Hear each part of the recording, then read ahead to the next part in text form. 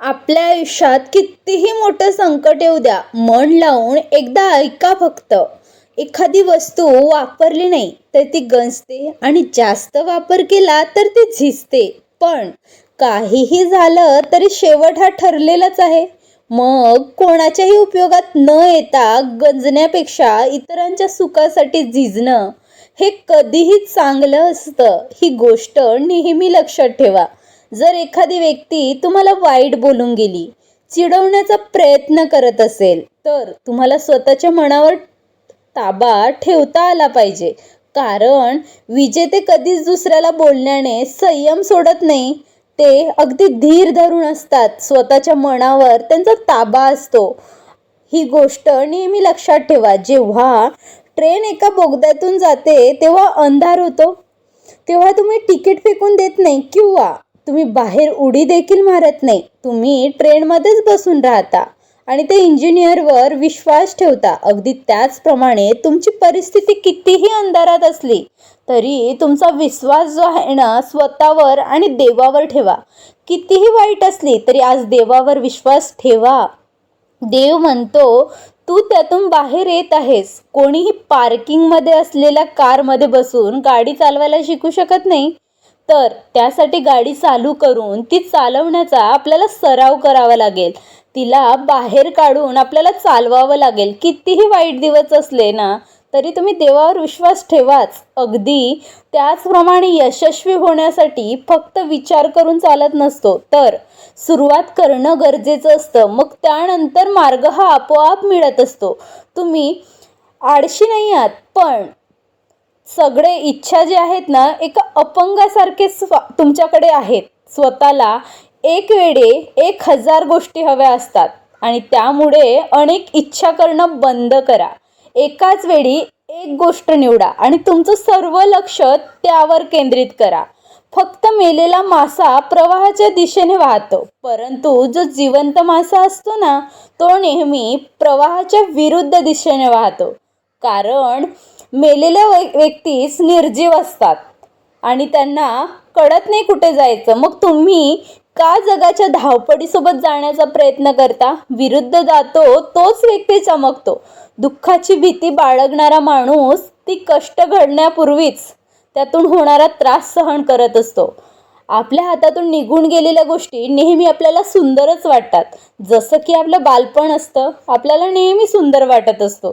तुमच्या आयुष्यातून असं काही लोक असतात, काही सवयी असतात ज्या काढून टाका. जे अनेक समस्या आहेत या सोडवल्या जाऊ शकत नाही ना, त्यांना काढून टाका.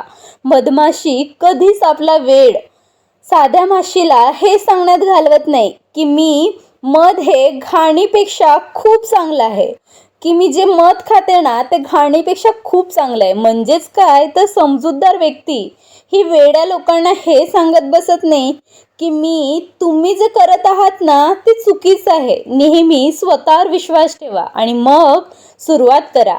जेव्हा तुम्हाला समजतं की तुम्ही एकट्यानेच काही गोष्टीचा सामना करू शकता, त्यावेळेस तुम्ही जे आहे ना खूप मजबूत व्यक्ती बनलेले असता. तेव्हा तुम्ही खूप ताकदवान व्यक्ती बनलेले असता. एवढं लक्षात ठेवा. एखादं कारण देऊन तुम्ही तुमचं काम टाळू शकता, परंतु त्यामुळे उद्याचा दिवस कठीण जाणार आहे. शिस्त तुमचा आजचा दिवस कठीण करेल, परंतु तुमचं भविष्य मात्र सोपं करून देईल. म्हणून शिस्तीने आजचं काम आजच करा. कारण कल करे सो आज कर ही म्हण आहेच.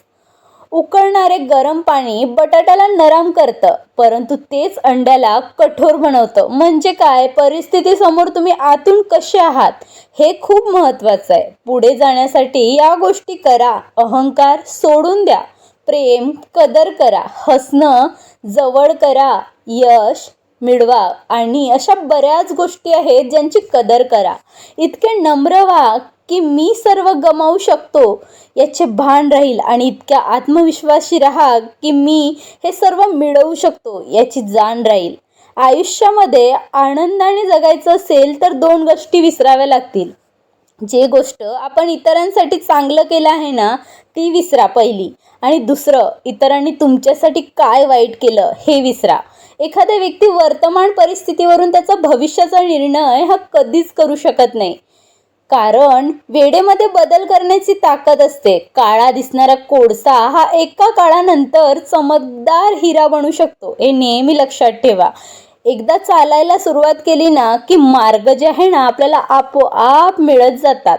आपल्याला शोधावं लागत नाही. एका सिंहाला एक शिकार मिळवण्यासाठी दररोज 7 ते 10 वेळा हार पत्करावी लागते. म्हणजे सिंह जवळजवळ 85% जीवन आहे, अपयशाने हे भरलेलं आहे त्याचं जीवन. मग तरी सुद्धा कोणती अशी गोष्ट आहे जी सिंहाला राजा बनवतो? तर त्याची हार न मानण्याची क्षमता, जी त्याला जंगलाचा राजा बनवत असते. त्यामुळे तुम्ही तुमच्या आयुष्यामध्ये काहीतरी हार मानू नका. कधीही हार मानत बसले ना तर नेहमी मागे पडाल.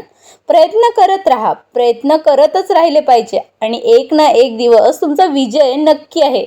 धन्यवाद. तुम्हाला जर माझा व्हिडिओ आवडला असेल तर या चॅनलला सबस्क्राईब करायला विसरू नका आणि